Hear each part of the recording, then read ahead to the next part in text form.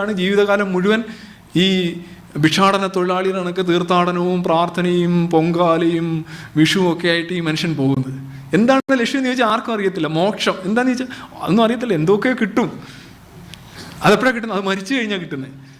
മരിച്ചു കഴിഞ്ഞ് കൊടുക്കാമെന്ന് പറഞ്ഞ് എന്തും നമുക്ക് ചെയ്യാൻ പറ്റും.